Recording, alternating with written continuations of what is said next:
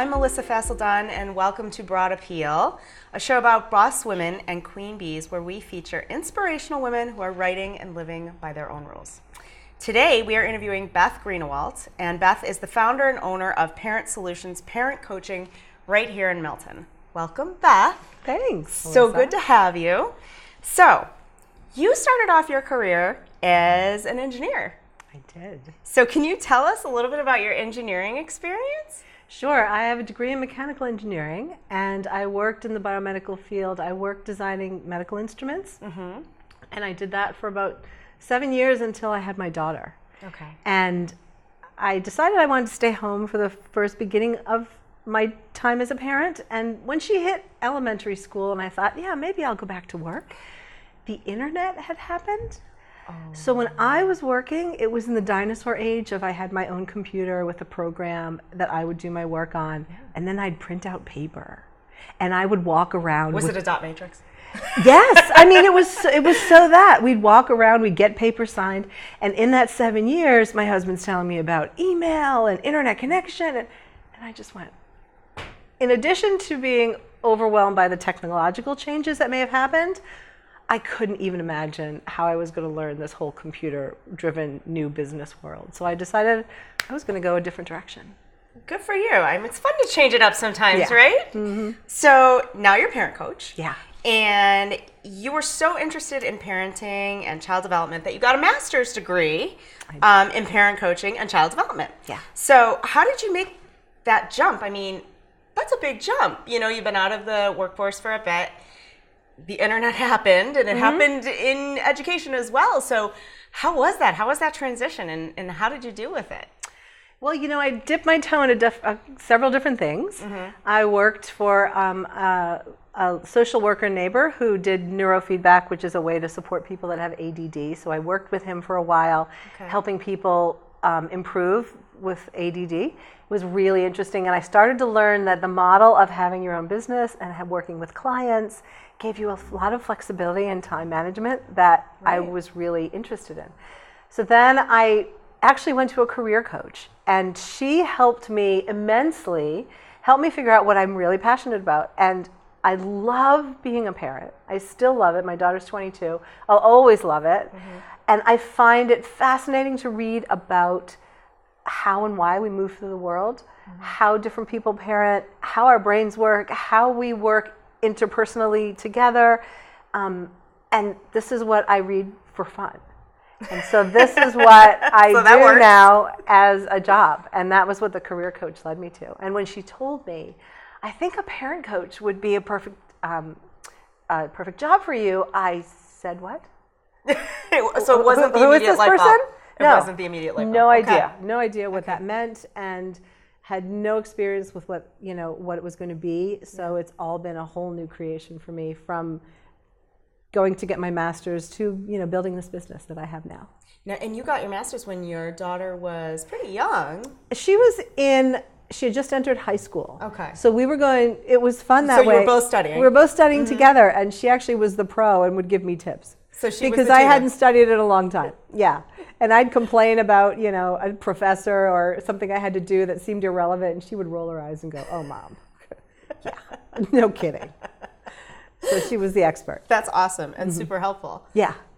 So what kind of things do the majority of today's modern families struggle with that you see as a parent coach? Time. And the balance of feeling like you're giving your time to your kids, giving your time to your own career, your own life, hopes and dreams. Your own hopes and dreams, your own personal support, maybe your own ability to even go to the gym. Or the bathroom. Yeah, depending on how old they are, or even take a shower, right? Luxury. Yeah, so balancing that and finding a place to feel comfortable in your ability to do your best, and however that looks. Which can look completely different than your next door neighbor or your cousin or your sister. Right. So it's this tailoring of expectations and what's comfortable. Yeah. It's really, really tailored sort of thing. So when parents are, in your view, getting it right, we're always trying to get it right, do our best. When they're getting it right, when they've got some of it down or most of it down. What does that look like in your view? In my opinion, it means that the parents are clear on their values and what's important for their family as they're raising their children. And they also can see each person in the family as a unique individual, so that each person feels like they belong and they're perfect and they're enough. And they're seen. And they're seen, Yeah. just as they are, even though they're different than their sister or their brother or someone else in the family. I think it's so typical today.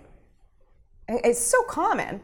You know, when I have 3 kids, and when you do lump them together, they're all your kids, they all came from the same place and from the same 2 people. And so I do think there's a tendency to sort of be super broad about what we think and what our expectations are. I agree that it's just so important and difficult, really, sometimes, to unloop.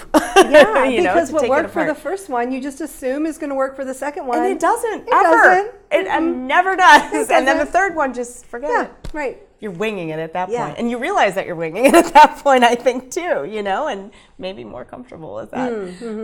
So that sounds like something that adults really like to have, too. You know, I mean, humans do. We like to be seen. We like to be recognized. We like to be accepted. So it must feel good when your parents do that, huh? Yeah, and I really believe that a lot of the behavior challenges that we see from children are really, they're just trying to be seen and heard. So whatever you're doing, it's just not resonating with your kid. And so they escalate the noise, you know, they get louder, they do something to draw your attention so that you'll see them. And you'll hear them.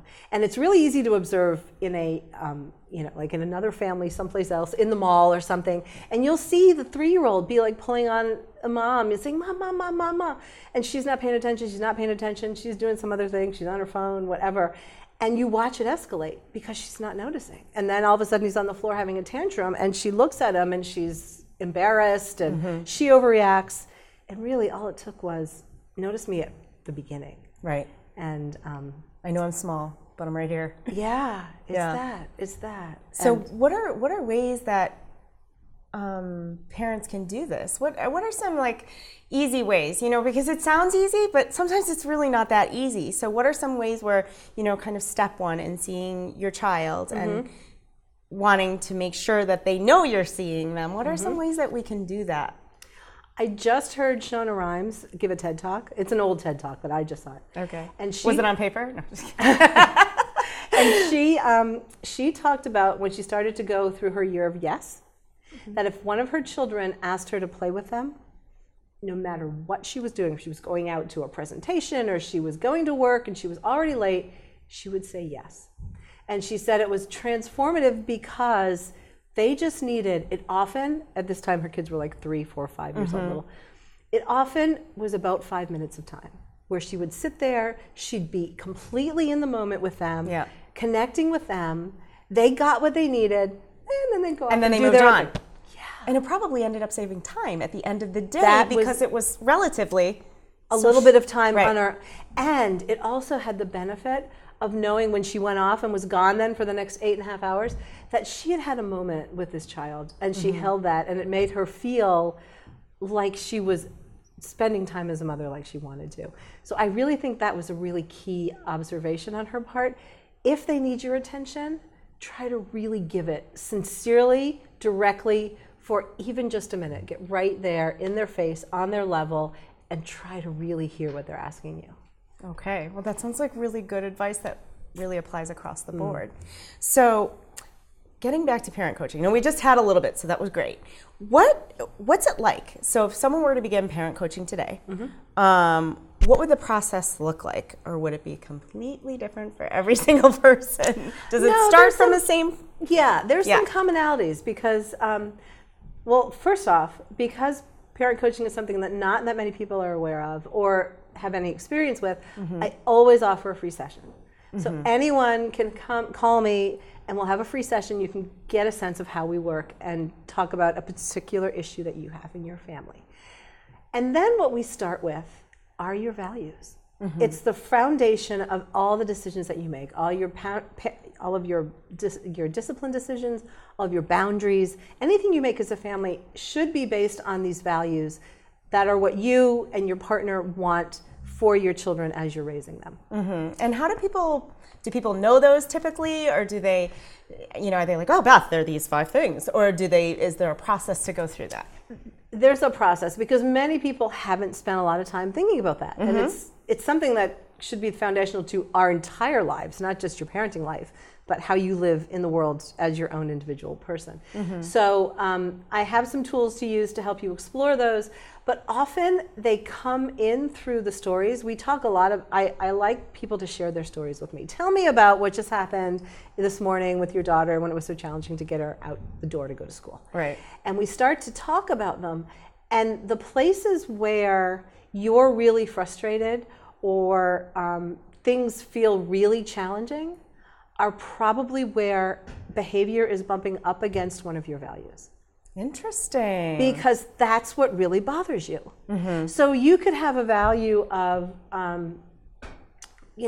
responsibility, and maybe responsibility in your world looks like being a really careful person in the house and being very careful about the furniture, and you don't, jump on the couch, and this is how responsibility looks to you. Your friend could have a completely different definition of responsibility, and they don't care that the dog's on the couch and the kids are jumping around. As long as the garbage is out. As long as right. Yeah. So that's totally fine. Yeah. But if you're sitting there and you're just really getting all anxious because the kids are jumping on the couch and the dog's on the couch, you have to stop and say, okay, wait, this is bumping into something that I value. What does that actually mean to me? Yeah. And how do I want to set some boundaries, and what does that look like? What's the language I'm going to use in my house to make that clear, that this is what's important and this is why. Right, so this is why, as opposed to this is how we do it. Yeah. It's so key when you're starting to discuss boundaries with your children, is to really give them the why and help them understand. This is where I'm coming from. This is what I value. This is why it's important, and this is what it's going to look like in our house. And how do kids respond well to that, you think, for the most part? They often do when they understand. When they understand. Yeah, because we all just want to understand. If you're clear and you say it's not safe to run out in the street when the car is coming, I'm not going to let you do that. Depending on their age, they could be 2 and not quite understand. But the older they get, they will understand, and they will respect you, because kids feel loved when they are surrounded by consistent boundaries. It's vitally important to their development. It almost sounds like value number 1 for a lot of people should be consistency. Consistency, yeah. Yeah. The flip side of that is that it's your kid's job to constantly push against the boundaries. Literally, fun. It's their job. It's what they're on the planet to do. Right. And your job is to stand in the ones that you feel are important, that are set based on your values, and say, I hear you, yeah, okay, but no.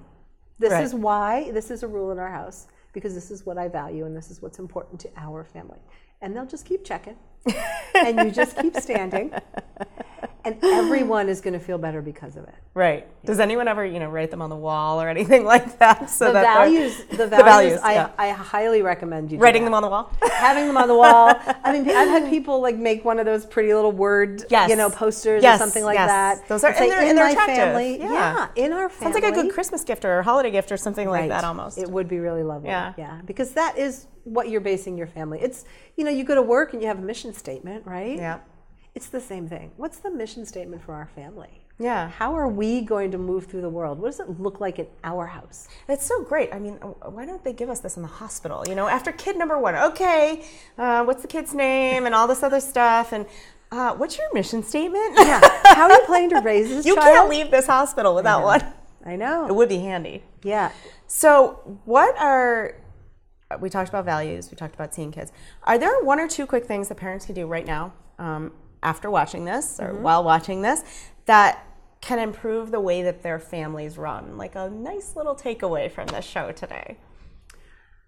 I would say sitting down together on a regular basis as a family, no devices. No devices. No devices. Yeah. And talking about our family. Talking about how things are going. talking about what works, what's working well, what's making them happy, what's going well at school. Really seeing and hearing one another and modeling that ability to have a conversation, to practice understanding and listening to other people, to be respectful, to feel heard, and to build that sense of family, that community that you are, your own little microcosm of people that are there to support one another and look out for each other because everyone loves each other and everyone's wanting the best for one another. So that time as a unit, uninterrupted on a regular basis. So you get together, you sit down. Let's talk about our family today. Yeah. How does everyone think it's going? I mean, how does it... Like what's some of the language you would say? Yeah, give them sort of role play. Sort of a role play. Again, as an adult, I'm going back to that you've got some values that you're going to lay on the table, and you're going to say, I'm deciding that I'm learning too. And I'm learning that this is some things that are really important, and I want to talk about how they show up in our house. Okay. How are we respectful? What does respect look like to you? And ask everybody. What does feeling loved look like to you?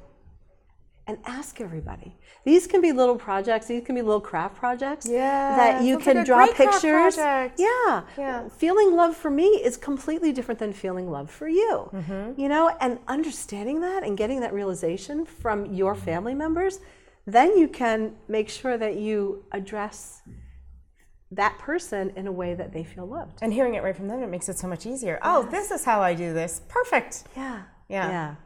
Yeah, so it's not a mystery. Everybody kind of knows if you start to give them the language to speak it. It is really easy when you think about it. It is. When you stop and think about it. But we don't often ask people that. No. I can buy you a present and it might not matter at all to you. No. You might really wish instead that I had made you dinner. Right. Or done the laundry for you, or made the coffee that day. Whatever. And I can start to feel really hurt because you're totally not appreciating my gifts. Right. But to you, we're speaking two different languages, basically. So by getting that on the table and helping people understand what that means, and giving each person then the ability to set up their own structure for, this is how I feel comfortable in my space. Maybe it's about whether or not their sibling is allowed to go in their bedroom when they're not at home. Maybe for them that feels like a violation of privacy. Might be another kid who couldn't care less and wouldn't matter if all 4 of their siblings were in the same room with them. But understanding that and being able to articulate that in the family so that everybody hears it, you start to really learn how to respect one another personally. Well, thank you so much for that tip. That sounds so usable and easy, to start, get the ball rolling, sort of. So if your parent coaching sounds incredible. It sounds like something that we could all use because they didn't tell us about this in the hospital. So how do people get in touch with you if they want to have this free initial consultation and, get a little bit more advice and information? How should they reach you? I have a website. Okay. Parent-solutions.com. Parent-solutions.com. Okay. Yeah. So you can go there and that will link you to, you can email me through my webpage and I'll get right back to you and we can set up a time to have a conversation. Fantastic. It's as easy as that. It sounds very easy. Well, thank you so much for joining us today. It was great to talk to you and to get all that fantastic advice. And thank you everybody for being with us today. Please visit us at broad-appeal.com for more information and more tips and to learn about our guests. Thank you. Hey everybody, we are back with Broad Appeal and we're here today at the Industry in Adams Village, and this is Donna. Donna's going to be making an old fashioned for us today, and it is super fancy, so I'm very excited to learn how to make this drink. So Donna, what are we going to be adding? You've got lots of stuff here. What's this? So basically we make our old-fashioned bitters here. I use orange bitters, lemon bitters, and Angostura bitters, and I mix it together in this basically bottle, and then we do three dashes of the orange or the old-fashioned bitters. We do a half an ounce of the honey simple, and then I do 2 ounces of Kentucky bourbon. So you make this up here ahead of time, okay? Yes. and you just kind of have it on, ready for people when they want their old fashions. It's all ready to go. Yep. And now the honey simple, you make that as well? We make that in-house as well. We use honey, half hot water, and we do orange zest. And we let the orange zest sit over for 24 hours so it gets the real aroma of the orange into the honey simple. It must smell incredible in here when you make that. Yeah. That sounds awesome. Okay, so let's get started. So All right. There we go. Show us how to make this So we're going drink. to do 3 dashes of the house-made bitters. Then we're going to do half an ounce of the honey orange zest simple. Then we're going to do 2 ounces of Kentucky bourbon. We're going to get our ice. We're going to give it a good stir. And when you stir the bourbon, it is not diluting the alcohol content. It's actually making the alcohol cold rather than making it watery. No one wants watery, Nobody lukewarm wants alcohol. watery bourbon in their drinks. So you're just going to stir that, let it have it nice chilled, get all the ingredients together. And then you have your chilled ice glass. You're going to put a nice, delicious big rock. Pour that. Massive ice cube. Yes. Bigger the better. Pour that right over there. Get our orange zest. You want to get all the zest on top of the glass so it gives it the aroma.